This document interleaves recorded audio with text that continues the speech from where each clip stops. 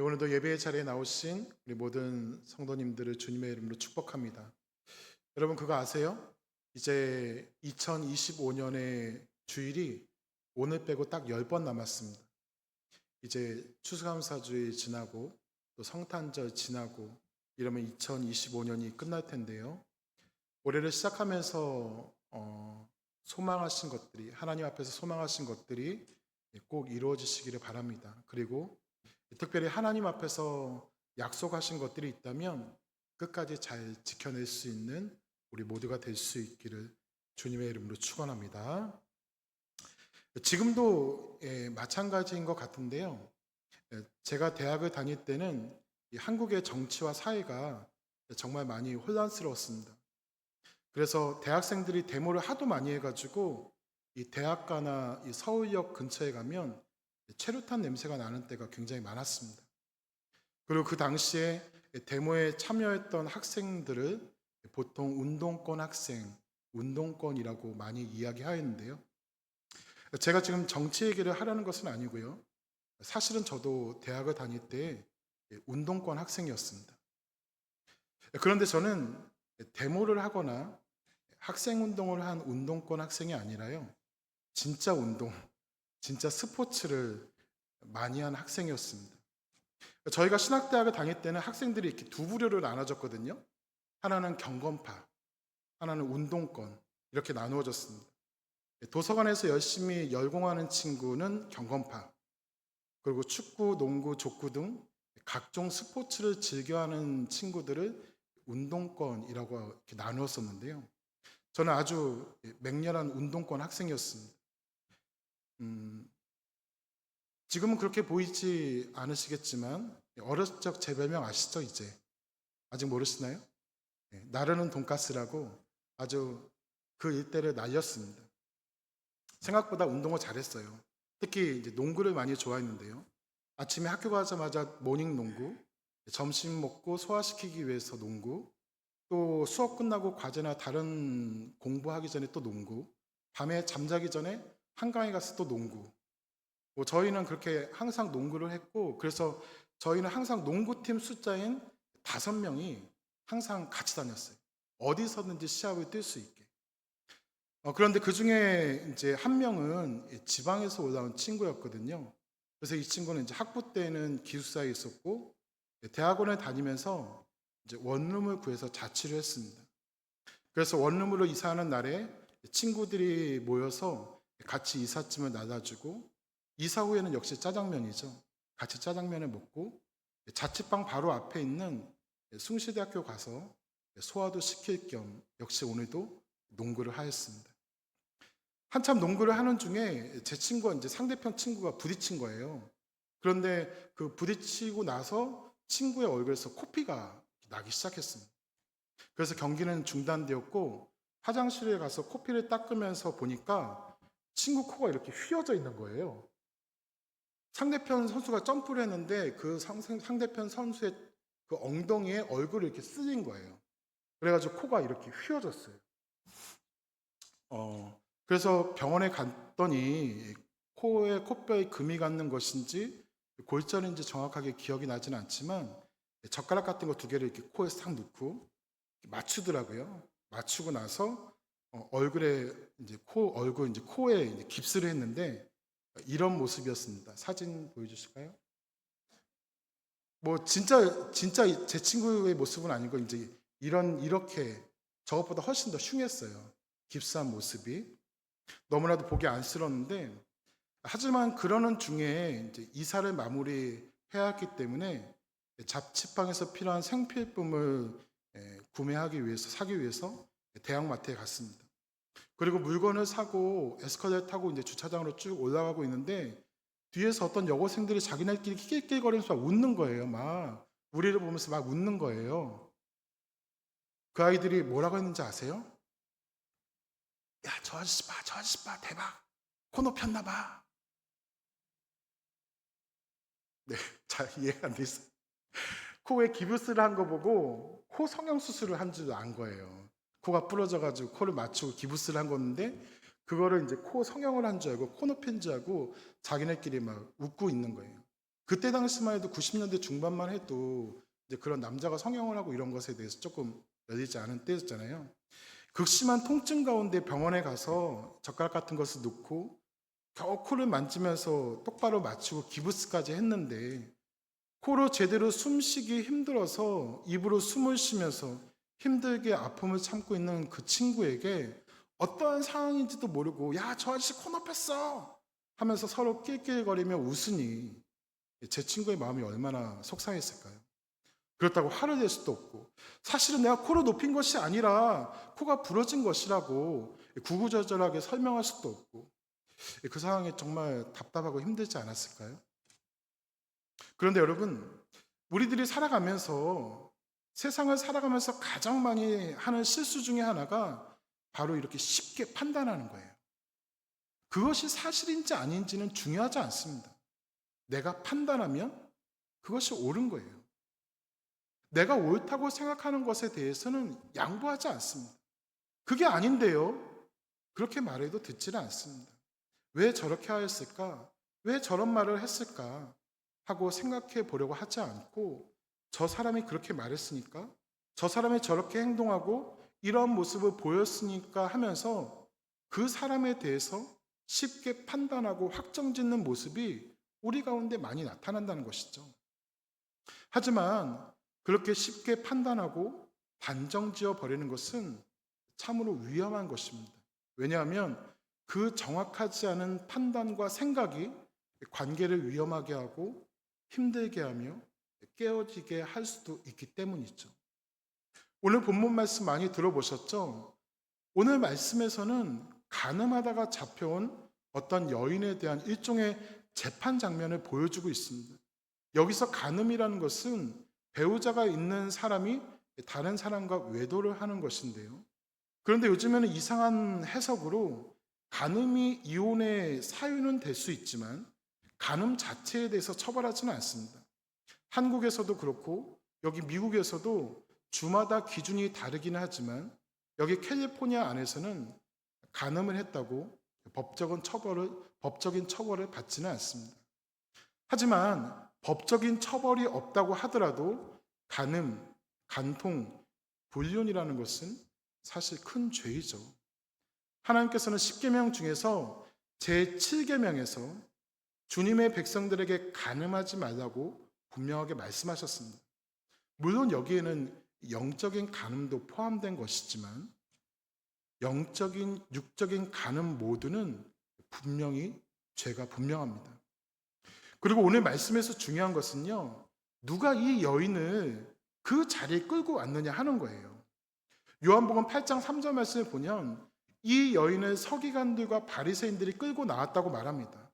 지금 이들은 극도로 화가 나 있었고 마음이 불편한 상황이었습니다. 왜냐하면 오늘 말씀 앞장인 요한복음 7장에서 예수님을 잡으러 간 사람들이 예수님은 죄가 없다, 그래서 잡아올 이유가 없다고 말하면서 예수님을 잡는 것을 포기하였기 때문입니다. 그래서 이번에는 그들이 직접 예수님을 잡고 예수님을 끌어내리고 올가매려는 시도를 하려고 하는 것이죠. 그들이 보기에 예수님께서 율법을 제대로 지키지 않는 모습을 트집잡는다든지 아니면 이스라엘의 현재 상황을 이용해서 예수님의 약점을 잡으려고 했던 것입니다. 그렇기 때문에 사실 이 상황에서 이 여인은 일종의 희생양이었습니다. 여기에는 예수님을 잡기 위해서 이 여인은 어떻게 되든지 상관없다고 생각하는 이들의 완악함이 있었습니다. 그리고 그 이면에는 오직 이 여인만이 죄인이다 라는 판단이 가득하였던 것이죠. 물론 분명히 이 여인은 죄인입니다. 이들의 간음으로 인해서 가정이 파괴되었고 많은 사람들에게 상처를 주었습니다. 이 여인은 분명히 죄의 값을 치러야 했습니다. 돌에 맞아도 어떻게 할 수 없는 상황이었던 것이죠. 그런데 우리는 먼저 바리새인과 서기관들의 의도를 분명하게 살펴볼 수 있어야 됩니다. 그들의 의도는 예수님을 고발할 거리를 찾기 위한 것이었습니다. 만약에 예수님이 돌로 치라고 하셨다면 자비와 용서를 말씀하셨던 예수님의 모습을 예수님 자신이 스스로 부정하는 모습이 되고, 로마법 아래에서는 유대인들이 자신이 직접 처벌을 할 권한이 없었기 때문에 그 여인을 돌로 치며 스스로 처벌하는 것은 로마에 반역하는 모양새가 될 수 있었습니다. 그게 아니고 만약에 예수님이 용서하라고 하신다면 모세의 율법을 무시하는 것이 되어서 율법을 어기는 자로 고소당할 수 있으셨습니다. 결국 그들은 예수님이 어느 쪽을 선택하든지 예수님을 고발할 구실을 찾으려고 한 것이죠. 따라서 서기관들과 바리새인들이 가늠한 여인을 데리고 온 이유는 율법과 자비 사이의 딜레마를 만들어서 예수님을 고소할 빌미를 찾기 위해서였던 것입니다. 그렇기 때문에 이 여인은 희생양이었던 것이죠. 그래서 이러한 시도를 통해서 그 여인의 죄를 드러내고 밝히는 것을 통해서 예수님을 공격할 구실을 찾고, 이것을 통해서 예수님과 여인의 관계를 적대적으로 만들어 깨어지게 하며 이 여인과 거기에 모인 모든 사람들의 관계를 깨어지게 만들려고 하였습니다. 그래서 돌로 치게 해서, 돌로 쳐서 그 여인을 정죄하고, 그래서 자신은 죄가 없는 의로운 사람임을 드러내며 자신들은 이 여인과는 아무런 관계가 없다고 관계의 부정을 나타내게 하려고 하였던 것이죠. 그런데 여러분, 때로는 명백한 죄의 모습 속에서도 모두가 어떤 사람에 대해서 손가락질을 할 때에도 그래도 우리는 그 사람에 대해서 판단하고 정죄하고 저주하지 말아야 할 이유가 있습니다. 그것은 하나님을 믿는 사람들의 마음속에 있는 어떠한 무엇 때문인데요. 우리는 신앙의 선배들을 통해서 이것을 발견하게 됩니다. 자신을 핍박하던 사람들에 의해서 돌에 맞아 죽어가던 스데반이 어리석은 무리들을 용서하여 주시기를 원하였던 모습에서, 사랑하는 두 아들을 죽인 원수와 같은 사람들을 양자로 맞이하였던 손양원 목사님의 모습에서, 장인인 사울에게서 도망할 때와 또 아들인 압살롬에게서 쫓겨서 도망하는 다윗의 모습 속에서도, 그리고 십자가에 달리시면서도 자신의 십자가에 못 박은 인간들을 향하신 예수님의 모습을 통해서도 그들 모두의 공통적인 모습은 바로 상대방을 품고 용서하고 사랑하는 모습이 있었다는 것입니다. 그렇게 품고 사랑하고 용서할 수 있었던 이유는 그들의 마음 가운데 저들에 대한 판단과 정죄가 있지 않았기 때문입니다. 오히려 그러한 상황 가운데서도 자신을 괴롭히는 악한 본성으로 그들에게 대하고 행동하지 않고 자신의 마음속에 인도하시는 성령의 인도하심 가운데 품어주고 돌보아주는 모습이 그들 가운데 있었기 때문이죠. 저는 우리 교회가 언제나 서로 돌봐주고 품어주는 사랑의 공동체가 되었으면 좋겠습니다. 서로 항상 아껴주고 사랑하며 서로를 위해서 기도하는 믿음의 공동체가 되었으면 좋겠습니다. 물론 지금 그러한 모습이 없다고 말씀드리는 것은 아닙니다. 우리 가운데 그러한 모습이 더욱 크게 나타나기를 바란다고 말씀을 드리는 것이죠.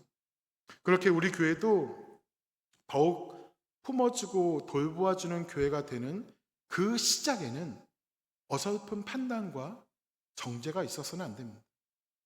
지체에 대한 성급한 판단과 정죄는 따뜻한 공동체가 되는 것을 방해합니다.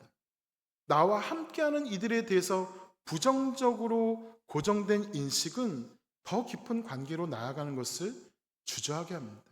에이, 내가 그럼 그렇지 하는 편견이 있으면 함께하지 못합니다. 특별히 오늘 말씀은 우리가 왜 그렇게 성급하게 판단하지 말아야 하고 정죄하지 말아야 하는가에 대해서 말씀하시는데요. 그 내용을 잠시 살펴보도록 하겠습니다. 먼저 우리 안에 판단과 정죄를 하지 말아야 할 첫 번째 이유는 예수님 앞에서 우리 모두의 죄의 값이 동일하기 때문에 그렇습니다. 세상의 법으로는 죄의 무게가 확실히 다릅니다.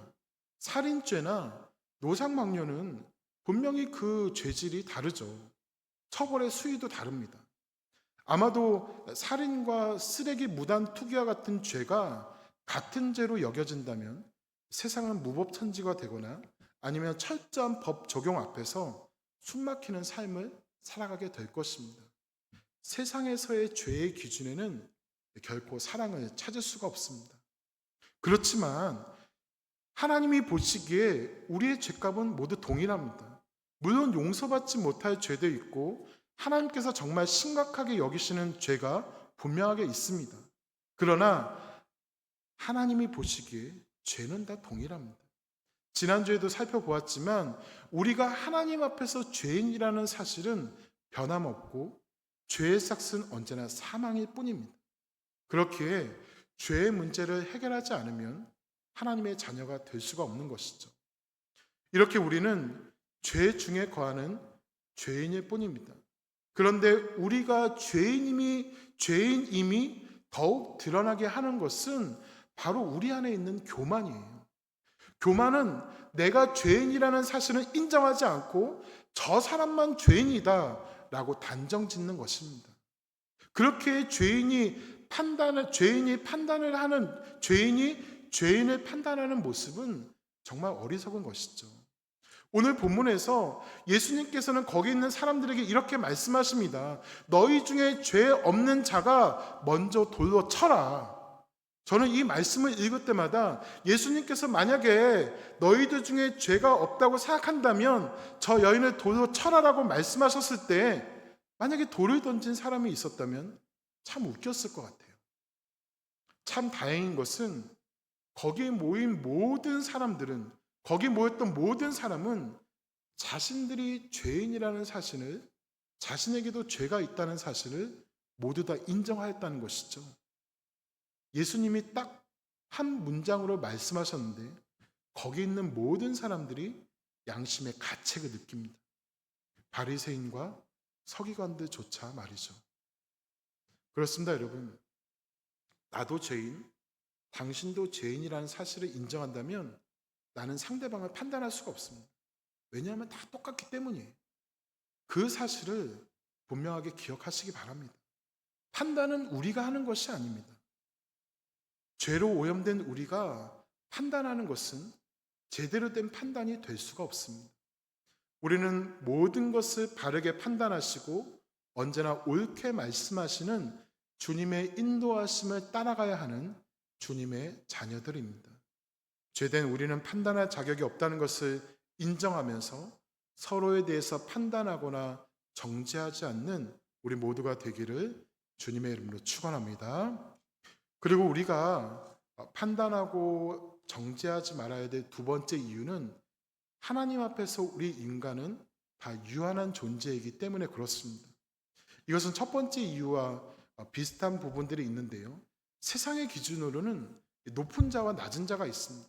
똑똑한 사람도 있고 돈 많은 사람도 있고 인기가 많은 사람도 있고 모든 것을 갖추어 보이는 사람들도 있습니다. 반면에 똑똑하지도 않고 돈도 없고 인기도 없고 모든 것이 없는 사람들도 있죠. 그런데 문제는 갖춘 사람은 못 갖춘 사람을 무시하고 못 갖춘 사람은 가진 사람들을 불평하고 가진 사람과 가지지 못한 사람은 하나가 되지 못해요. 서로의 기준에서 판단하고 원망하죠. 불평하고 무시합니다. 참 안타까운 것은 때로는 교회 안에서도 그러한 모습들이 나타나기도 한다는 것입니다. 교회 안에서도 학력과 물질의 상관관계에 따라서 자기들의 상황과 사회적인 지위의 다름에 대해서 판단하고 정죄하는 경우가 나타나는 안타까운 모습들이 있다는 것입니다. 예수님은 그러한 우리의 모습을 보면서 요한복음 8장 15절에서 이렇게 말씀하십니다. 너희는 육체를 따라서 판단할 뿐이다. 육체를 따라서 판단할 뿐이다. 육체의 생각과 모양을 따라서 우리는 판단한다는 것이죠. 또한 야고보서 2장 4절 말씀을 보면 이러한 말씀이 있습니다. 너희끼리 서로 차별하며 악한 생각으로 판단하는 자가 되지 말아라. 하나님께서 우리 인간을 보시기에 우리는 모두 동일한 입장에 처한 사람들입니다. 우리의 가진 것을 사람들 앞에서 자랑하는 것을 하나님은 별로 기뻐하시지 않으십니다. 내가 가진 것을 자랑하는 것이 아니라 나에게 주신 하나님의 은혜를 찬양하는 것이 우리의 바른 모습인 것이죠. 또한 내가 가진 것이 너무 없다고 불평하는 것은 우리 하나님을 초라하게 만드는 것입니다. 내가 가진 것이 적고 부족할 때에는 원망하고 불평하는 것이 아니라 하나님께 간구하고 기도하는 인생이 되면 우리의 필요를 언제나 채워주신다는 것을 기억하시기를 바랍니다. 사랑하는 여러분, 인간적인 기준으로 사람들을 판단하거나 정죄하지 마시고 언제나 서로를 높여주고 칭찬하는 삶의 모습으로 나아가기를 바랍니다. 저는 고린도후서 8장에 나오는 균등이라는 말을 참 좋아하는데요. 우리가 한 공동체가 된 이유는, 우리에게 무엇인가를 더 많이 주신 이유는, 또 때로는 우리에게 좀 부족함이 있는 것은 서로를 통해서 균등하게 하시려는 주님의 은혜를 드러내기 위한 것입니다. 우리가 가진 것과 가지지 못한 것은 서로 차별하거나 판단하게 하기 위한 도구가 아니라 더욱 하나됨을 보여주는 도구라는 것이죠. 우리가 서로 부족한 존재일 수 있기에 더욱더 함께 기도하고 사랑하고 품어주며 돌보아주는 관계로 나아가기를 주님의 이름으로 축원합니다. 우리는 이렇게 하나님 앞에서 유한한 존재일 뿐입니다. 우리는 죄인이고 유한한 존재이기 때문에 우리에게는 절대적으로 필요한 한 가지가 있습니다. 우리는 절대 무능한 존재라는 것을 인정하는 사람이 가장 소망하는 한 가지가 있습니다. 그것은 바로 은혜입니다. 우리가 판단하고 정죄하지 않아야 하는 마지막 이유는 바로 우리가 하나님의 은혜로 살아가기 때문에 그렇습니다. 우리는 은혜 없이는 살아갈 수 없는 존재입니다. 은혜 받지 못하는 삶을 살아간다면 우리의 삶은 연약하고 피폐해질 수밖에 없습니다. 은혜가 없으면 우리의 마음은 강팍해집니다. 은혜가 없으면 힘이 빠집니다. 은혜를 받지 못하면 지쳐서 어렵고 힘든 가운데 거할 수밖에 없습니다. 오늘 말씀에 나오는 이 여인은 은혜를 입은 사람이었습니다.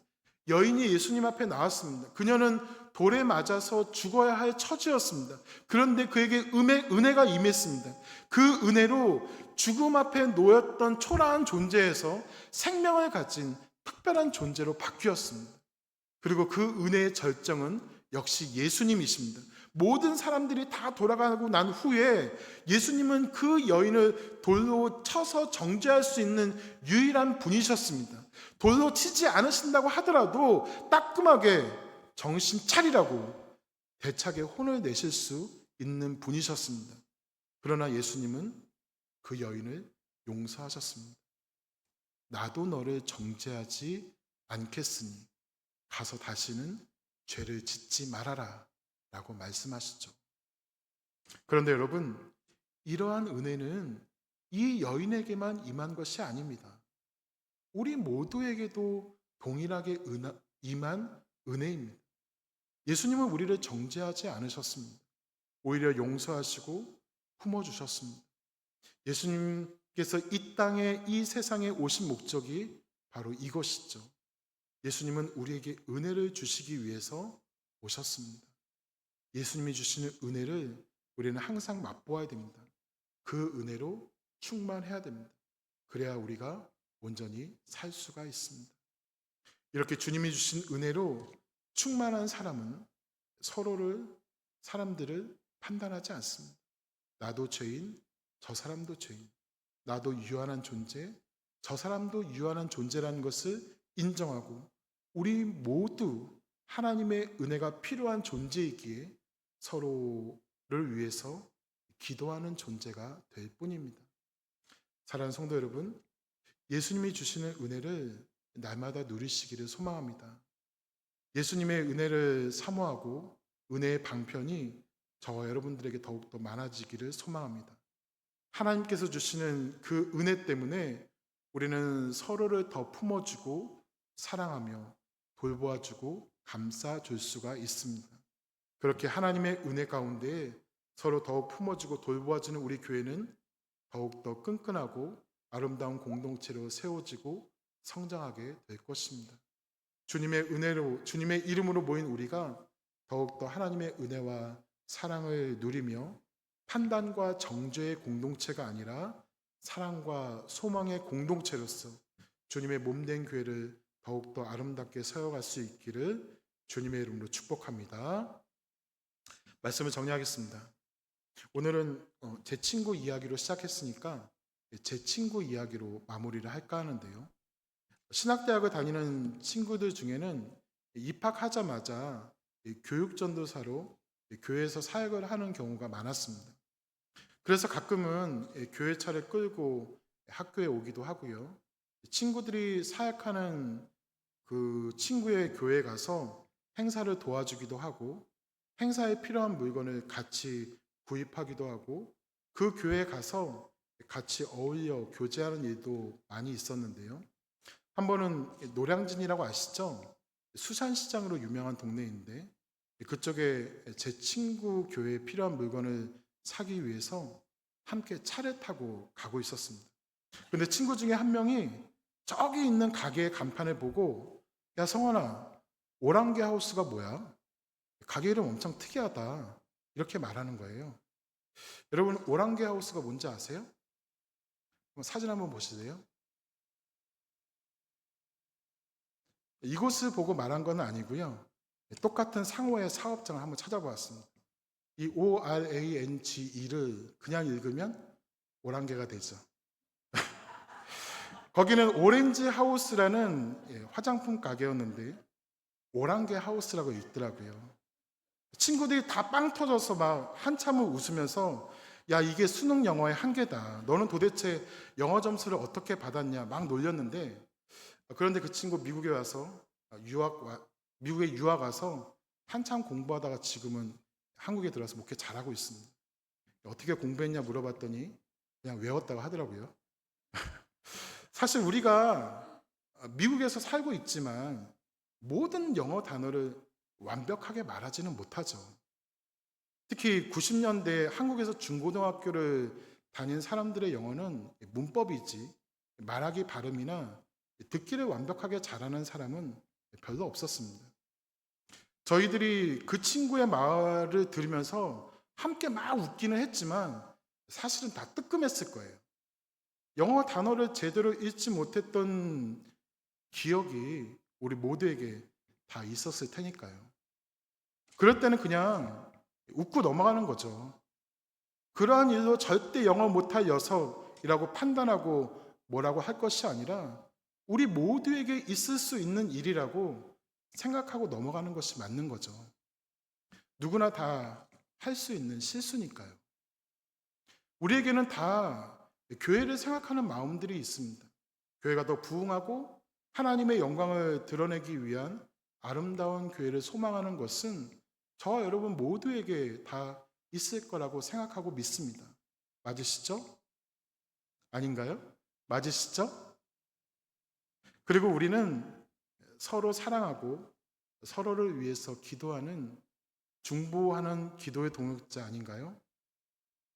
우리는 모두 기도의 빚을 지고 언제나 서로를 위해서 기도하는 믿음의 관계를 가지고 있습니다. 우리는 한 마음으로 교회를 사랑하고 서로를 위해서 기도하는 기도의 동역자이기에 우리는 이제 우리 안에서 서로를 판단하거나 서로를 정죄하는 일로 인해서 관계가 힘들어지는 일이 더 이상 있어서는 안 됩니다. 대신에 길이 참으면서 은혜를 받은 하나님의 동역자로서 성령의 인도하심을 따라 서로를 위해서 더욱 기도해주고 사랑으로 품어주는 예수님께서 우리에게 간절히 원하시는 그러한 삶을 살아가야 하는 것이죠. 나도 너를 정죄하지 않는다. 가서 다시는 죄를 범하지 말고 하나님을 위한 삶을 살아라라고 말씀하신 예수님의 그 음성을 듣고 그 은혜로 충만한 삶을 살아가는 우리 모두가 되기를 소망합니다. 판단과 정죄하기보다 더욱더 적극적으로 서로 사랑하고 교회를 위해서 조금 더 수고하고 할 수 있는 대로 모이기에 힘쓰며 좋은 믿음의 교제를 충만하게 누리며 살아가는 우리 모두가 될 수 있기를 주님의 이름으로 축복합니다. 이 시간 우리 함께 기도하겠습니다.